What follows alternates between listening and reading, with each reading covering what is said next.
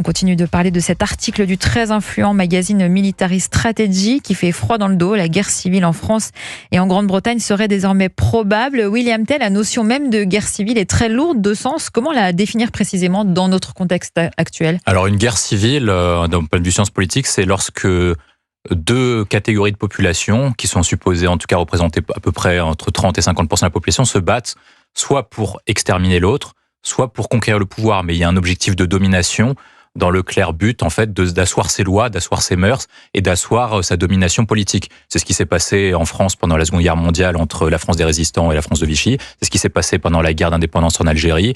Et ça s'est passé également pour les guerres de religion qu'on a connues lors de l'Ancien Régime. Et en fait, à chaque fois, ça aboutit notamment sur une volonté de domination. La question qui est posée, en fait, d'un point de vue, il faut distinguer deux choses. C'est d'un point de vue science politique pure, est-ce qu'il y a une guerre civile ? Par contre, ensuite, après, est-ce qu'il y a des frémissements de guerre civile, ou est-ce qu'il peut y avoir, à plus ou moins long terme, une hypothèse de guerre civile ? Il faut regarder quels sont les marqueurs, ou en tout cas les peuples, en tout cas en France, qui voudraient imposer leur loi aux autres. Dans ce cas-là, vous pouvez en démontrer plusieurs.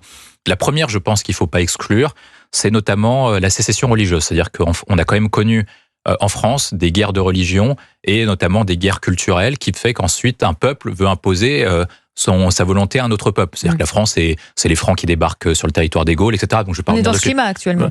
Je pense qu'il ne faut pas l'exclure, parce qu'en fait, on comparerait ça aux États-Unis, mais je vais revenir après. C'est-à-dire qu'en France, vous avez un sondage notamment qui est intéressant, c'est qu'il considère que les personnes âgées de confession musulmane n'ont pas forcément les mêmes priori par rapport à la religion que les plus jeunes. Avec un point qui est très sensible, c'est que 57 à 60% des jeunes musulmans, des jeunes Français de confession musulmane, considèrent que la loi de la charia est plus importante que la loi de la République. Donc, c'est-à-dire que pour une part importante de la population, il est plus important de respecter les lois religieuses que la loi française. Or, vous avez un problème en France, c'est qu'en France, lorsqu'une religion a voulu faire ça, notamment la religion catholique, on a appliqué la loi de 1905, on a fait la Révolution française.